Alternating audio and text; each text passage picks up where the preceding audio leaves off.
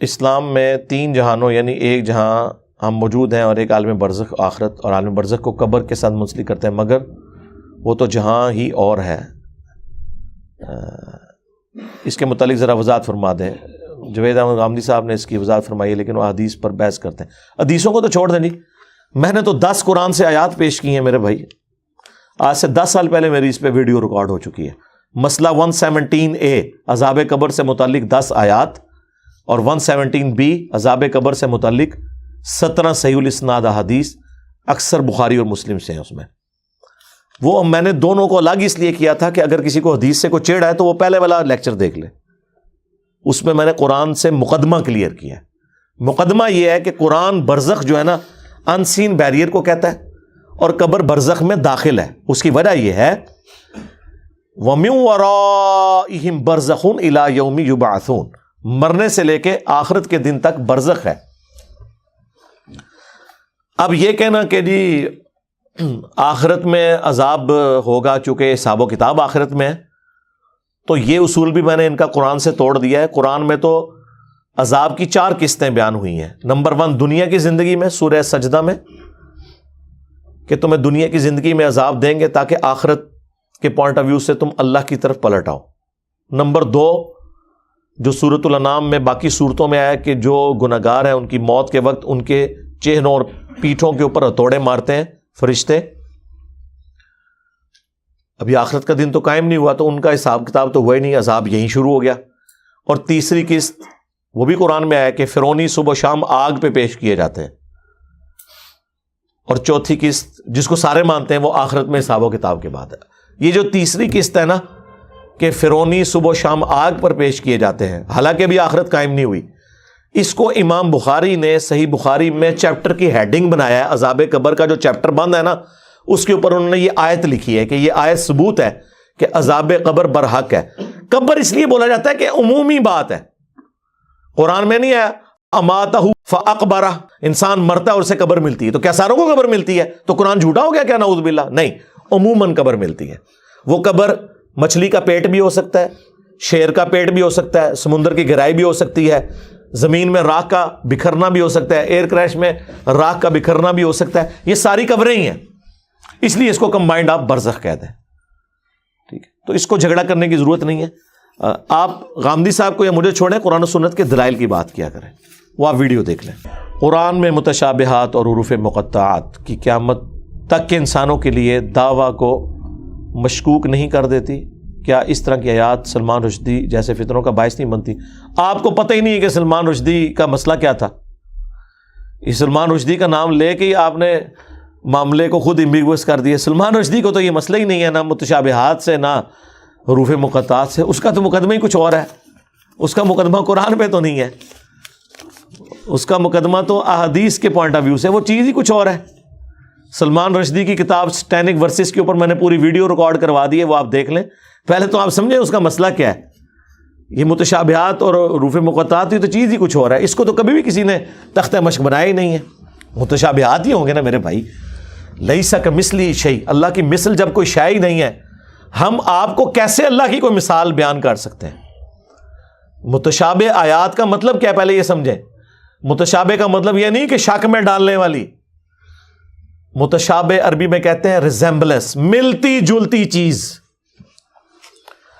دودھ کا سفید ہونا اور چونے کا سفید ہونا یہ متشابہ ہے، ایک دوسرے سے ملتا ہے، لیکن دودھ اور چیز ہے، چونا اور چیز ہے۔ ٹھیک ہے، وہ چیک کرنے سے پتا چلے گا۔ متشابہ کا لفظ سورہ بقرہ میں آیا کہ جنت میں ان کو وہ فروٹ دیے جائیں گے جو متشابہ ہوں گے دنیا کے فروٹوں کے ساتھ، تو جنتی کہیں گے ہمیں تو وہی رزق دیا گیا، تو اللہ تعالیٰ فرما رہا ہے یہ اس کے متشابہ ہوگا رزق، وہ تو جب کھائیں گے تو پتا چلے گا کہ یہ والا آم جو جنت میں ٹیسٹ دے رہا ہے دنیا کے آم سے بہت مختلف ہے۔ اچھا، دیا کیوں جائے گا؟ اس کے پیچھے ریزن یہ ہے کہ دنیا میں آپ دسترخوان پہ بیٹھے ہوئے سب سے پہلے اس چیز کو ہاتھ ڈالتے ہیں جس سے آپ فیملیئر ہوں۔ میں لا کے آپ کے سامنے کوئی عربی غذا رکھ دوں جو آپ نے کبھی دیکھی بھی نہ ہو اور آپ کو سخت بھوک لگی ہوئی ہے، آپ اس کو اپنی پلیٹ میں ڈالیں گے یا چکن قورمے کو اور بریانی کو یا مٹن قورمے کو ڈالیں گے؟ ہاں، کھا پی کے جب فارغ ہو جائیں گے پھر کہوں کہ چلو میں اے بھی ذرا چیک کر لوں، آخر میں اس کو رکھیں گے. اللہ کو اس بات کا پتا تھا. اللہ کہتا ہے کہ ہم جنت کی ابتدائی مہمان نوازی ان فروٹس کے ساتھ کریں گے جو دنیا میں لوگوں نے دیکھے ہوئے ہوں گے تاکہ انہیں وہ اچھے لگے. اگر جنت میں انار، کیلا، سیب، آم آپ کے سامنے آئے گا تو آپ کو اچھا لگے گا. اگر عجیب و غریب کوئی فروٹ آ گیا آپ کہیں گے ادھر ہی ہے نا، ایک راستے نہیں چلے، میں پہلے وہ کھاواں جس سے میں فیملیئر ہوں. وہ متشابہ ہوگا لیکن اس کا ذائقہ بالکل مختلف. تو آخرت کا دھندلا تصور دینے کے لیے دنیا میں اللہ نے ریزمبلنس والی چیزیں رکھ دی ہیں. حوروں کا تصور دینے کے لیے بیویاں رکھ دی، حالانکہ زمین آسمان کا فرق ہے. اچھا، آخرت میں اللہ تعالیٰ نے جنت کے فروٹ دنیا میں بھی فروٹ رکھ دیے. پھر اللہ کی جو اپنی صفات ہے، اللہ بھی دیکھتا ہے، ہم بھی دیکھتے ہیں، لیکن ہمارے دیکھنے میں اللہ کے دیکھنے میں فرق ہے. اللہ کا ہاتھ جیسا کہ اس کی شان کے لائق ہے، اور ہمارا ہاتھ ہم یوں بھی نہیں کہہ سکتے کیونکہ قرآن میں آیا لیس کمثلہ شیء، اللہ کی مثل کوئی شے نہیں ہے. اللہ کا عرش پر استوا فرمانا ہم اس کے لیے مثال دے ہی نہیں سکتے، جس طرح میں کرسی پہ بیٹھا ہوں، اللہ کی مثل کوئی شے ہی نہیں ہے. ٹھیک ہے، تو یہ ذہن میں رکھیں، یہ متشابہ ہے. تو یہ متشابہات کے بارے میں سورہ آل عمران کی آیت نمبر 7 ہے کہ قرآن کی آیات دو قسم کی ہیں، ایک محکمات ہیں اور وہ ام الکتاب وہی ہیں. قرآن خود کہہ رہا ہے کہ تم نے انہی آیات کو لے کے چلنا ہے. دوسری متشابہات ہیں جو صرف سمجھانے کے لیے بتایا گیا، اور اس کا مقصد یہ نہیں تھا کہ آپ اس کا مطلب تلاش کرو. قرآن میں اسی آیت میں سورہ آل عمران 7 نمبر میں آیا کہ جو ان آیات کے پیچھے پڑھتے ہیں تاکہ اس میں کوئی ٹیڑھ پن تلاش کرے، ان کے دل جو ہیں وہ ٹیڑھے ہو چکے ہوئے ہیں.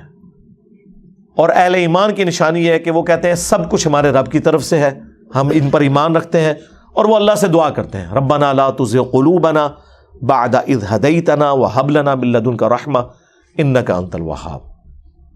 اور بخاری مسلم میں انہی آیات کے بارے میں سورہ آل عمران 7 نمبر آیت کے کانٹیکسٹ میں ایک حدیث ہے کہ تم جسے دیکھو کہ وہ متشابہات کے پیچھے پڑا ہے تو جان لو یہ وہی ہے جس کے بارے میں قرآن میں آیا کہ اس کا دل ٹیڑھا ہو چکا ہے. یہ نبی اسلام نے ارشاد فرما دیا. اور اہل ایمان کی نشانی یہ ہے کہ وہ دعا کرتے ہیں ربنا لا تزغ قلوبنا، اے رب ہمارے دلوں کو ٹیڑھا نہ کرنا بعد اس کے کہ تو نے ہمیں ہدایت عطا فرمائی، ہمیں اپنے پاس سے رحمت عطا فرما اے عطا فرمانے والے، آمین. تو یہ ہے. تو سلمان رشدی کا جو ایشو ہے وہ ڈیفرنٹ ہے، اس پہ آپ میری پوری ویڈیو تفصیلی، میں نے اس کی ایک ایک چیز کا جواب دیا ہے. باقی تو صرف گالیاں نکالتے ہیں.